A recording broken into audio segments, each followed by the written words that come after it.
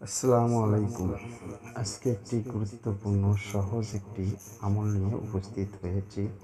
ইলম ও ইলহাম কিভাবে আপনারা করবেন, কিন্তু একটিবার করতে পারলে জীবনে আর আপনাদের কিছুই করা লাগবে না। তার মাধ্যমে অনেক কিছু জ্ঞান অর্জন লাভ করতে পারবেন।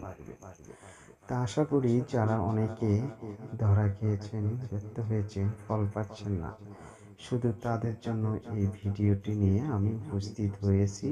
শুধু তারাই নাম কমেন্টে লিখিয়ে দিবেন, আমি তাদেরকে অনুমতি দিব কখন কোন সময় কিভাবে কাজটি করতে হবে ও কিভাবে করবেন। প্রথমে আমি আপনাদেরকে একটি জিনিস পড়িয়ে শোনাই, তারপর আপনারা মুখস্থ করে নেবেন কতবার পাঠ করতে হবে, কোন সময় কিভাবে। আল্লাহুম্মা সাল্লি আলা মুহাম্মাদিন আবদিকা ওয়া রাসূলিকা ওয়া সাল্লি আলাল মুমিন ওয়াল মুমিনাত ওয়াল মুমিন ওয়াল মুসলিমাত। মাত্র 3বার পাঠ করতে হবে। তারপরে এই আয়াতটি পেছার রক্ত দিয়ে লিখতে হবে। লেখার পরে হাতের মুঠোর মধ্যে মাত্র 3 মিনিট রাখতে হবে। রাখার সাথে দেখবেন যদি হাত গরম হয়ে ওঠে, তাহলে মনে করতে হবে আপনার আমলে সফলতা লাভ করতে পারবেন। সাথে সাথে আপনি যে নিয়তটি করবেন, ইনশাআল্লাহ সেই নিয়তই আপনার উপস্থিত হয়ে যাবে।